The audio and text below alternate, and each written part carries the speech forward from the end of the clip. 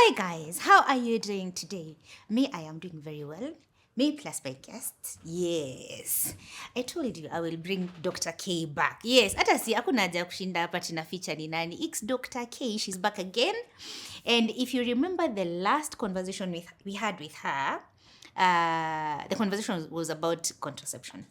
But towards the end of that video, we mentioned something about menopause. Na nikamwambia, I will bring you back to talk about menopause. But specifically, early menopause. Backstory. I always have a backstory with these conversations. Mimi nimekuwa nikisikia vitu. Mimi sitawadanganya. Nimekuwa nikisikia joto. Mara sometimes nasikia mwili imechoka. Mara sometimes nafanya. I'm feeling all sorts of things. So when I went to the one doctor that you all ran to before the actual doctor that we need to run to, nikaeka what I'm feeling, I can letea hapo menopause. I was like, So I went into a very deep hole of researching about menopause and specifically early menopause, and was like, if I am feeling like this, maybe tuko wengi hapo nje na wenye wanashanga, hey, what is happening with my body? So Dr. K, welcome again. I told you. Thank you, Judy. Shortly after. Thank you so much. Yes. Karibu tena. Asante. And you remember, even off the camera, nilikuambia, hey, I've been feeling things. Yes. I need us to have this conversation. Yes, about menopause. Yeah. And specifically early menopause. Because I don't know. It might be whatever I'm feeling is normal. Or it could be signs of early menopause. Yes, but to start us off, maybe it could be a word that mtu anasikia for the first time. It's not good to assume. Yes. What is menopause? Yeah. Thank you so much. I'm very excited to be here again. Me too. Yes. So menopause is maybe I should divide it into the two words. Yes. So that also it's easier to understand or remember. Menopause. Menstruation comes, meno comes from menstruation. Yes. So every woman, when they're in the reproductive age group, they will go through menstruation. And then there's a time that menstruation will stop. Yes. So when the paucity of that menstruation occurs, then it's called menopause. Yeah, it's just the simplest way of putting it. But what does it really mean? This means that now you're done with your reproductive age. You're going now into a space where now you just, live your life, no need to worry about pregnancy, but it has some effects that can come. Unajua ukipitia adolescent, there are some changes that occur all over. Yes. So before you get there, there's also a transition stage, which is called perimenopause, before you get into full menopause. So basically what we're saying is that menopause is the end point of the reproductive year time for a woman, and it's marked by more than 12 months of no period. Or more than 12 months. 1 year. Okay. 1 year of no period, and you're of that age and you've gone through some symptoms and signs, which I think is what you are feeling. Yes. And then 1 year of no period, that's when we say you've gotten into menopause. Okay. Yes. So there is the right age Yeah. to experience menopause. Yeah. Which is this age that you're talking about. The particular age is between the age of 40. Actually, it's from 40 onwards. 40 Anyone onwards. can get between 40, but most of them will transition between 40 and 45. From 45 onwards, you go into full menopause. Okay. Yeah, Okay. So there's by a now transition your zone. Periods are no longer Yes, they coming. stop completely. They're not irregular, they're just not coming. Yeah? So in the case of early menopause, Yes. it means it's coming way before Your you're period 40. stopped, yeah. But it's about periods. Periods stopped. Kabisa. Oh. Yes. So it's not. It's not, you're not, yeah, when it might be, there are people, there's the transition zone. So transition zone is different. Menopause is when periods stop completely. Nazimeenda nazirudi. But now I think most people who feel like they are getting into menopause, although there's that people who also get menopause even at 35, which is rare, but can happen because of the different reason we'll talk about in just a bit. But if you have symptoms, it is a transition. So those symptoms kind of like come, and then the period stops completely. And they start to go 40 and above. Okay. So you've mentioned menopause, Menopause. which is the transition The period. transition period, yes. So this is the point that you're feeling all sorts of things. All sorts of things, yes. Okay, so let's now talk about that one. For me, of course, I did my kidogo research here and there just to understand if these things I'm feeling are really a sign of early menopause. To say. So, and what I was feeling was, okay, what I've been feeling, wacha nisijifanya ati ni kama ni kitu imeacha. What I've been feeling is, of course, heat, yes. And then it's heat that comes in moments. Unajua nika unasikia joto, alafu inaisha. Alafu nikaenda nikaona zinaitwa hot flashes. Yes. So other than that, the second one was sweating at night. So unashanga kwani inasikia, and every time, because I have someone here to compare, hata kama ni mzee.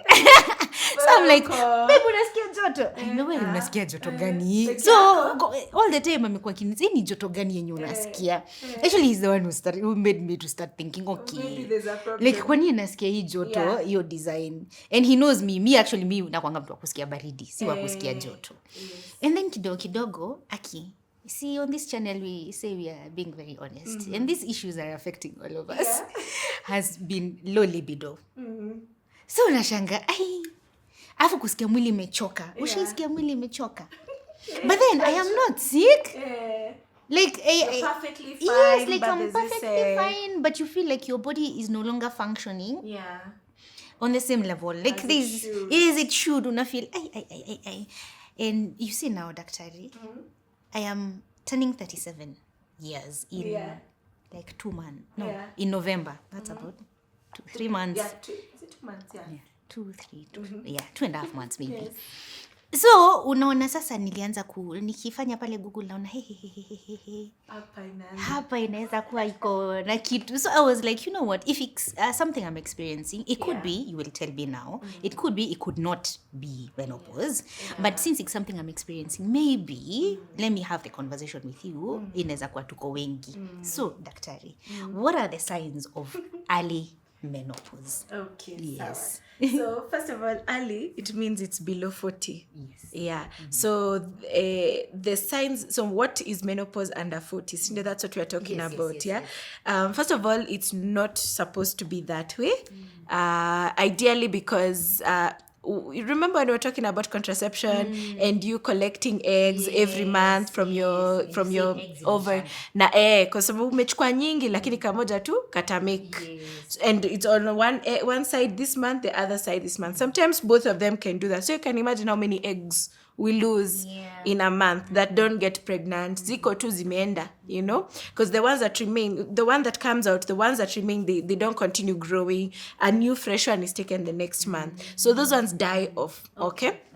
So when the time comes, when you finished all the eggs, for one reason or another, you get into menopause. So your period stopped because remember the process was to develop an egg. The egg produces estrogen, progesterone, which helps the inside of the uterus develop the endometrium to have a period. So if there's no egg, there'll be no endometrium, there'll be no period. Okay? But then that's the simplest. I hope I've not confused you, because the simplest way I can explain it like that. It's very simple. But there's a lot of processes that go on within that. So if the egg zimeisha, you'll go into menopause. And they can end, by the way, even earlier, but earlier is very rare that happens. Why does that happen? Either because maybe one ovary was removed. So you see, if you had one ovary that was removed, you remain with one, which will only function up to a certain point. So its time will still reach at menopause, but it can come a bit earlier. Okay? Maybe you had issues with cysts, and then that part of the ovary was removed and a smaller part has remained. That can also lead to early menopause. If we removed both ovaries, you see, all of them have something that has happened before the menopause comes in, or you've had chemotherapy, people who've had radiation, chemo or radiation, all those people, their ovaries may be affected by one reason or another. So that puts them in menopause early. So by the time someone gets into menopause below 40, something could have happened. Something somewhere. Okay? So most people who have not had any of that, they'll go into menopause later on. Yes. So what are the signs and symptoms? You know, Yes. because this is what, you know, somebody is watching right now and saying, hey, I think I'm going into menopause. It's interesting. As a woman, there are times that you will experience things in your body just because of the hormonal changes. Okay, so you have hormones, you have a cycle, you just work with cycles. Men don't have cycles. When you're doing your cycle, there are times that your hormones will change in a way that you will feel symptoms that look like menopause. Okay. Yeah, but now what are these symptoms? Yes. Sasa menopause inakwanga na vitu nyingi. So it affects everywhere. Everywhere, like from your hair to the bottom of your feet. Really? Yes. Okay. It's like a transition. The way you grow as a girl and you develop breasts, now imagine that now going backwards. Okay? Backwards, like umerudi sasa ile ka square one. Yes. So now at this point you have no estrogen. Remember, we form an egg so there's no eggs, Meisha. You have less estrogen. So anything that has reduced your estrogen, either diet, change in lifestyle, can reduce your estrogen and you have symptoms of menopause. Okay, so if it has reduced, what happens now? If you even start from your hair starts to thin. You start having some balding. You feel like maybe a lot of maybe like a little older women will tend to have like hair starting zinaanzia sikupenda kwao. But also that traction assists the whole process in menopause. So you kind of also lose hair. There is now your skin stops being, the usual fat, because estrogen distributes fat.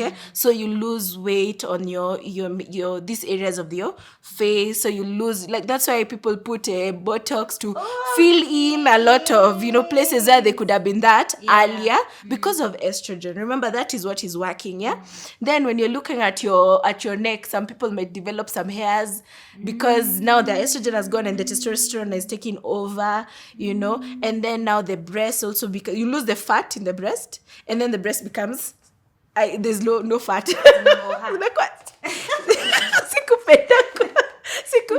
Because everyone will go through it. Kwetu si kwao, kwetu. So there's no that hold, and that happens. And then the stomach also, there's no fat, you're losing fat, so you're having saggy skin a lot. And then even if you are bigger, you can also lose weight. You lose the hips, a little bit of that. And then of course down there things happen.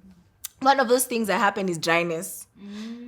Like, because there's no estrogen. Remember when you were starting as a child, you had discharge before your period. That discharge disappears, Now you're back to like as if kitambo. And then you have dryness, you have itching, a lot of itching. And then of course now that will also reduce the sex drive. And that's how you have people who have low libido. But there's also those ones who have high libido. It can be opposite. Yeah, if you're the lucky ones, I guess.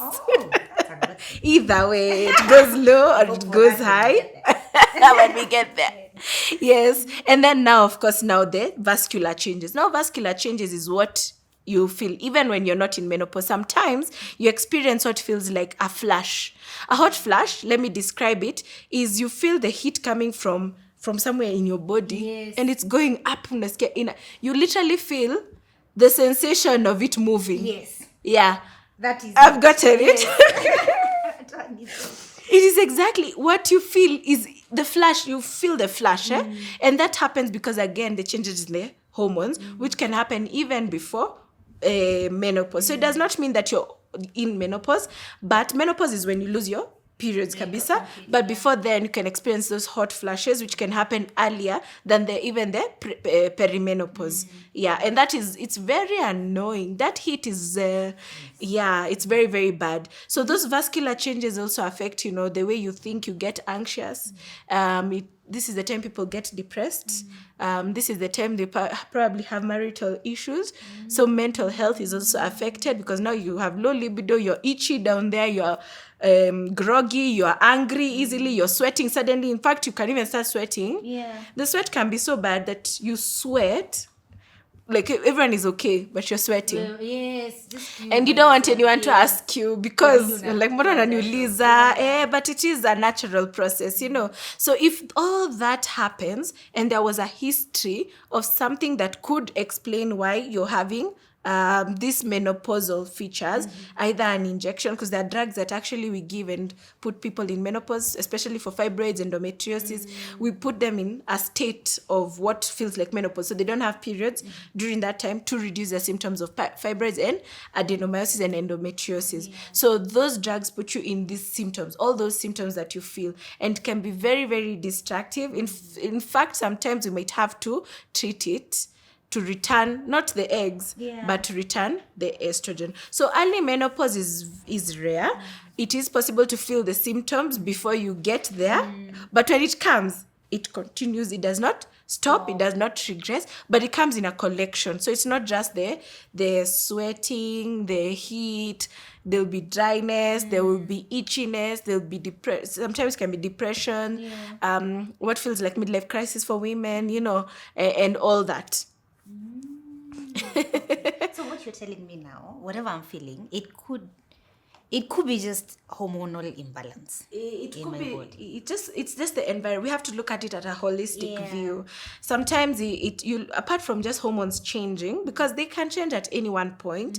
Any situation, maybe like change in environment, you've traveled or you've done something new, or you change something in your diet, or stress levels, all those things together with your surrounding can actually stimulate some changes in your body that can look like menopause.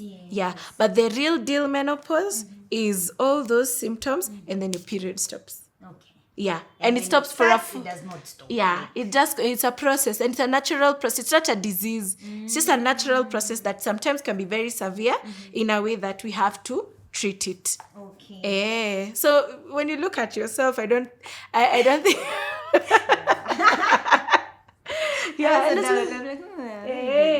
but it can happen. It can happen. It's not anything to worry about, but it does happen, but gradually, but surely. And what is that transition period between the symptoms when you start experiencing the symptoms up until when the periods stop completely? Say you started like now this is actual now. You're on your journey how long there. Is the period? Between perimenopause and the actual now full-on menopause. Actually, perimenopause is dependent on you. There are people who might last 1 year, others 2 years of the same symptoms. What? It can be very destructive. But once the period stops completely, all those things go away. So after, when you get into full menopause, you go back to, you don't have those symptoms like before. It's just like a transition period that has those nasty experiences. But it's possible that you can live and have the transition without actually experiencing anything. Really? Yes, at all. There are people who never experience perimenopause. They just go into menopause and that's it. Like the periods just stop and then you just continue with your life. And the lucky ones. The lucky we ones, hope to be the lucky ones. But there are many things you can do to prevent the too much or extreme levels of those symptoms. Actually, that was my next question.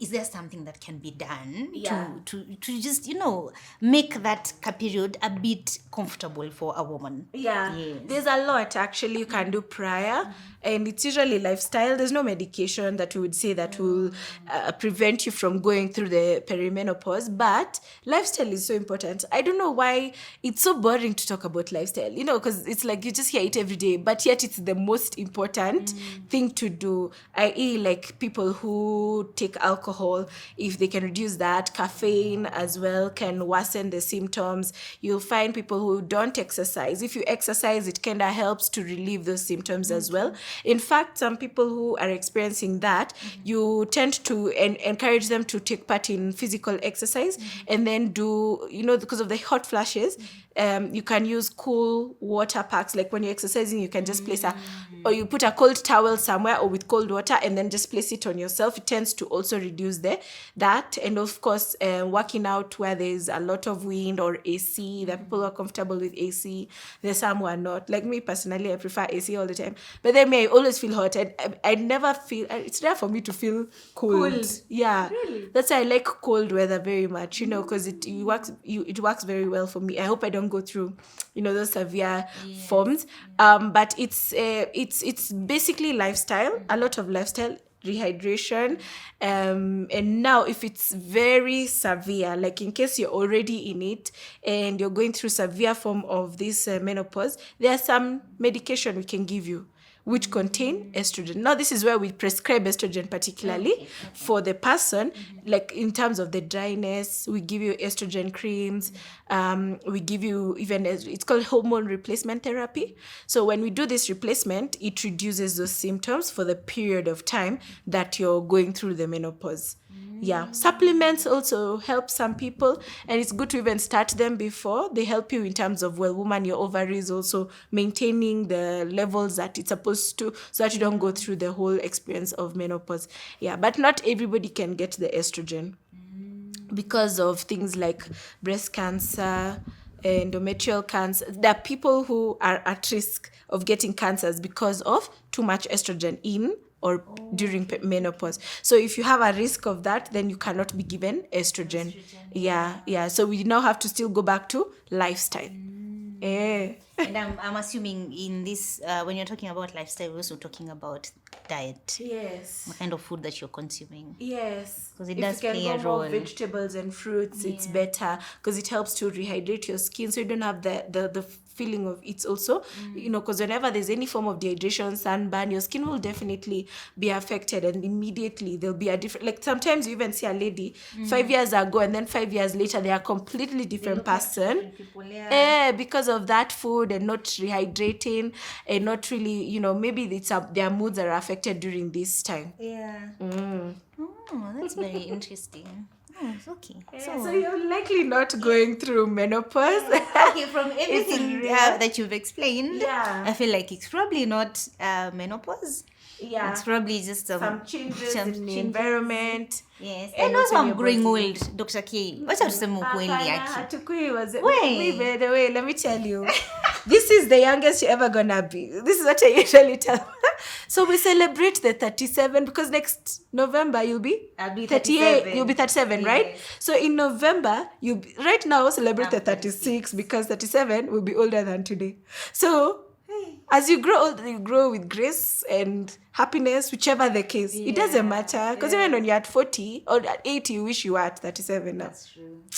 Yeah, I look forward to growing old. I have Yeah. never had a problem with growing old. Yeah, me neither. But I feel like it's coming at me it's very coming at fast. us, all of us. I feel like it's coming at me so fast. Yeah. But it's gonna be fine because a lot of this is basically the people, let's say it's all of us in the same age group, will definitely be going through the same situation, all of us at the same time. Sometimes also having friends who we discuss, this is happening, and then you're like, oh, even this is happening to me at the same time. Kinda makes you feel a bit better.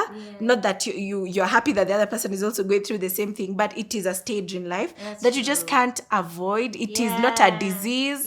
In fact, you should be happy because you're normal to go through it. Because imagine if you never went through menopause.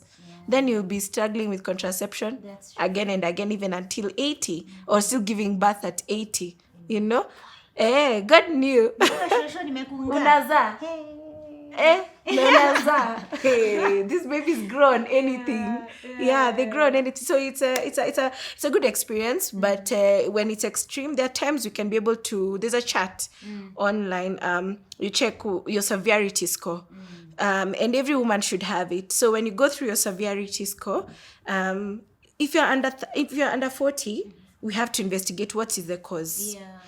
Because you're not supposed to lose your eggs before then. But we have seen it also lately because of genetics, the diet, what we are doing to ourselves, like basically the environment, the toxins, they are putting women, they're reducing the age of even conception. So you find maybe in olden days, even a 45-year-old will just probably give birth and it is fine and everything is normal. But you find at 37, you're struggling, first of all, even with the fertility because of our environment. We're eating so much processed, a lot of processed foods. We're eating a lot of antibiotics. You've seen people putting things in animals. So you're eating animal fat that's not healthy, vaccines in the animals as well. It's a lot. It's a lot that's changing, that is changing even our age That's true. our age of menopause. So that explains now why a lot of people will experience also actual menopause even without any surgery, no chemotherapy, radiation, like none of that, But it just happens. Exactly. Ama, the other thing is, you see now, we also do a lot of surgeries, yeah? Because once you have one cesarean section, the chances that you'll get a second one is almost 50, even up to 60%. Some people, it's obvious. You're going to go for a second cesarean, third cesarean, fourth cesarean. By the time we are at fourth cesarean, we've opened you and we're seeing this ovaries are not healthy, we tend to also have this like we see maybe like a tumor. But then we've seen even young girls. I think even the youngest I've managed with ovarian cancer was 16. Yeah. That young. Yes. 16 years. Unfortunate, yeah? And she understands. That's the worst thing. She understands everything. She understands. So when you have to remove an ovary of a 16-year-old, they've never given birth, they've never gone through menstruation properly and menopause. So you have such situations where, because of our genetics and all that we're having also surgeries that have to remove one ovary or a part of the ovary or both ovaries at a very young age. And so they are going to go through menopause. Oh, okay. All right. Okay. Thank you for the clarification. So just have to look at your history and see, is it something that is making any explanation as to why you will be experiencing anything. But also that experience is not just one thing. It's multiple things. Continuation with, it might increase, but it ends with no period for 1 year. Yeah. Okay, but now just to, as we try and wind up, but just to take you back. Yeah. Because now, so it's not menopause. And we are, okay, so it's not menopause, we're happy. But now you said it could be hormonal imbalance. And I know this is something that many women struggle with. Yeah. So other than the fact that it could be because of my lifestyle, what else causes hormonal imbalance in women? And I know it shows up in very different ways. So for me, it's showing up in feeling hot and all these things, but I've seen for other women, it's, your skin just, there are bumps on your skin. There's a lot, anything that involves changing anything in your ovaries or changing anything in the brain can lead to a hormonal imbalance, because it's a balance of the brain, what we call something called the hypothalamus, the pituitary, and the ovaries. Anything that goes wrong anywhere around there, or anything we put from outside into your body that changes your hormones, then that can cause hormonal imbalance. And what I'm talking about in the brain is hypothalamus, is if things like the way you're saying the diet, and also there are people who will maybe who are anorexic, they don't eat. It starts from up here. They will tend to have hormonal imbalance because of that lack of feeding properly, and also because it's coming from the head. Things like too much exercise, that can also cause a hormonal actually too much can cause hormonal imbalance. Things like stress can actually cause hormonal imbalance. Then if you go to the pituitary gland, anything that is overgrowing, maybe because there's a tumor or whatever, that can cause hormonal imbalance. And then that goes down to your ovaries. The ovaries, are they working well? Is there a problem? Was there surgery done on them? Was there radiation, chemotherapy? That can also cause hormonal imbalance. On its own, polycystic ovarian disease is the one most common cause of hormonal imbalances in most women. Other than, of course, the usual is too much exercise or no eating, because those are the most common being the natural process, But now any pathological, like an issue, is polycystic ovarian syndrome. They'll tend to have hormonal imbalance just because it affects the ovaries particularly, And then now if you put anything from the outside in, smoking, alcohol, any drugs, those will also cause hormonal imbalance. So yes, and things like emergency pills, which are very high, if you're taking too much, that will also cause hormonal imbalance. So it's good to not maybe just go through Dr. Google alone. And just go, and it's a particular, go see a gyna next to you, closest to you. You see why I ask people not to necessarily go to one person, is go to the closest, because that's the one you can reach any other time that you can reach, at that position where you are. Let them examine you, because even hormonal imbalance is different. You can find there are so many hormones. Testosterone is high. Why? Because they have acne. They have the hair growing. Yes. You find the pubic hair growing upwards. You know, there's a bikini line for women. We have a Upwards, limitation. what do you mean? Like towards your stomach? That's a male pattern growth. So that's testosterone. So if you have hair growing from the pubic area going upwards to the chest, that's a male pattern. It's not female pattern, because female pattern will give you a good bikini line. Height up. Inakwanga na adabu kidogo. Nabaki hapo chini. Inabaki hapo chini. Yeah, but if it grows beyond, there's a sign that the testosterone is a bit high. Yeah, so or you know, this especially acne. Women with maybe a good, that's why you find there are people who take oral estrogen and progesterone contraception, and it clears out their skin, because it's called hormonal acne, and it's because of the elevation of testosterone. This estrogen and progesterone is like miraculous. It does wonders. There are people who just clear up kabisa and they're okay, but that does not mean that you've watched this today and you go ahead and buy it. No, it might just be some infection you're having and you get, you know, so, and then you start, so all those hormonal imbalance is very different. It depends on the person. There'll be someone who has something called hyperprolactinemia, and that is like it's from the pituitary. Remember, we have hypothalamus, pituitary. In the pituitary, there is something that is produced called prolactin. When you're breastfeeding, you produce it's because of hyperprolactinemia, and it's good for producing milk so that the baby can breastfeed. So now if you have an issue with the pituitary and it's producing too much, remember when you're breastfeeding, it also prevents you from getting pregnant. So if you have hyperprolactinemia, you'll produce milk when you're not even breastfeeding, and you'll have issues with fertility and issues with irregular periods, or maybe the periods are missing, because that's what that's prolactin, that's what it does. Okay, so they'll have that hormonal imbalance whereby they have all these issues again, but not because they have hypertestosterone. They have another hormone that is causing them to produce milk without a baby and have other issues in the body, fertility and menstruation issues. So it's hormonal imbalance is deep. It's deep. It's a lot. Yeah, it's a lot. I think even sometimes when we tell you or we tell a patient that you have hormonal imbalance, is to us we already have an idea which one we're talking about, and most of them are treated by estrogen and progesterone, and that's why you find a lot of people being given contraception, but not for contraception, but to balance the hormones. But sometimes, and most of the time, is because we are thinking at the back of our minds, which hormone are we dealing with? Ideally, we should test. Even menopause, we can do some tests to see whether you're actually going into menopause. So maybe those people who are experiencing the symptoms can do some tests and see whether there's that progression to menopause. But to do tests, but they're very expensive.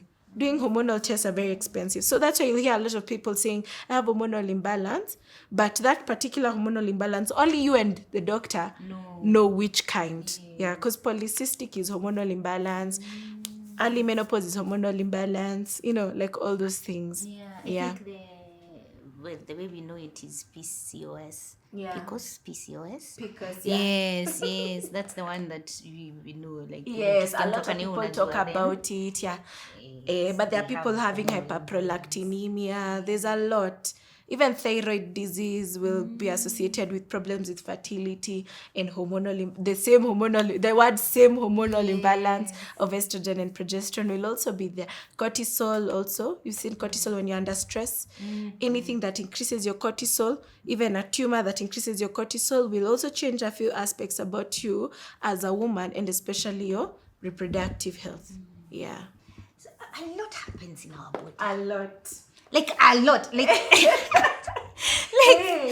there's just so much that happens inside? Just what you can see up. 4 years of gynecology, because so much detail that we have to simplify, so that even if you hear just hormonal imbalance, yours is not the same as somebody else's. So don't get advice that I was treated with this, why is mine different? It's because the hormonal imbalance is because we cannot explain the details of this hormone being like this like there are too many. Even us sometimes we struggle to understand at the beginning. So we have to take time and understand when this one goes up, this one goes down, this one should remain this. When you're ovulating, ovulating, even just a menstrual cycle, there's a whole chart of what happens to each hormone, not just estrogen and progesterone. So when we say hormonal imbalance, it does not mean that it is just the same as yours, and the other person's. Yeah.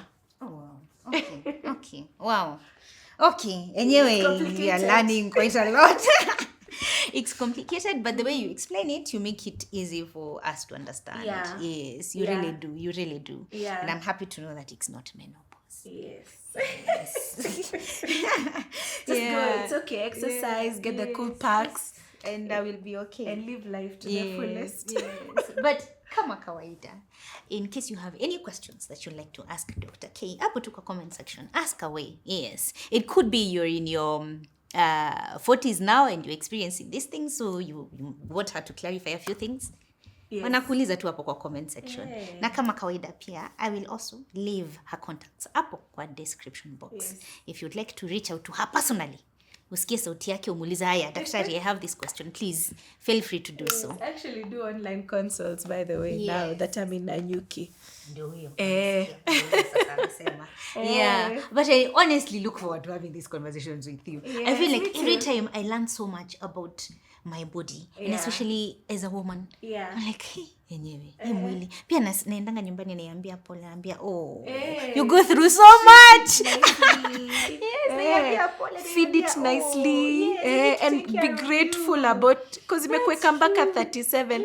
Imagine. How much work is that? But anyway, thank you so much, Dr. K. Thanks, Judy. Wewe tutaonana tena hapa. Hapa kama kawaida. Na tusikingine tu hapa.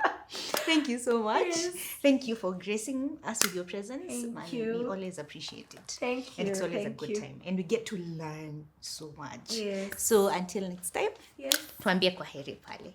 Bye-bye. Bye. Bye.